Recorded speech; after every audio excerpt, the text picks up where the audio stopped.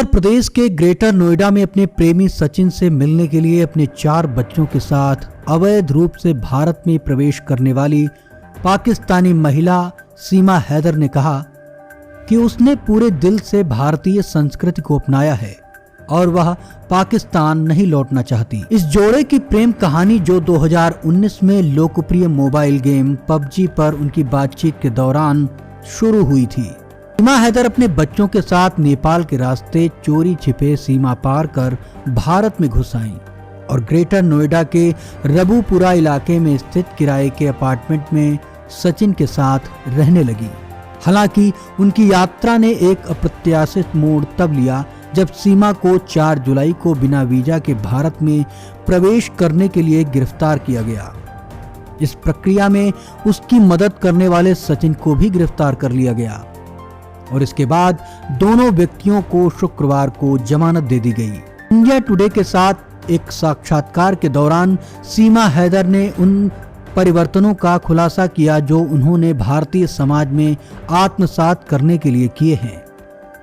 उनकी दिनचर्या में अब गले में राधे राधे का पट्टा पहनना, हाथ जोड़कर अभिवादन करना, बड़ों के पैर छूकर आशीर्वाद लेना और प्रार्थना में शामिल होना शामिल है।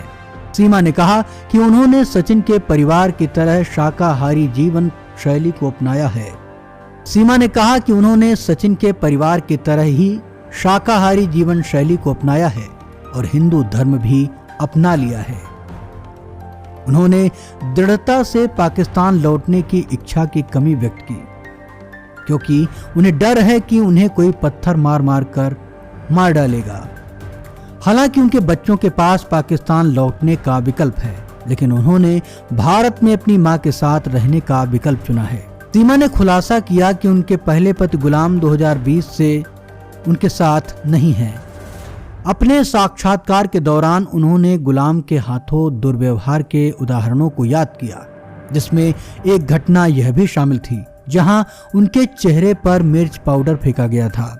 सीमा ने सचिन के लिए अपने प्यार का इजहार करते हुए कहा कि वह अब उसका पति है और उसके साथ अपनी खुशी भी व्यक्त की।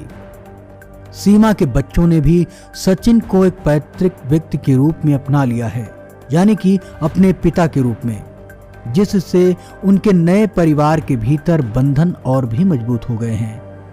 कई शुभ चिंतकों ने सीमा के ससुराल में उनसे मुलाकात की और भारत में उनके नए जीवन का समर्थन करने के लिए वित्तीय सहायता की भी पेशकश की।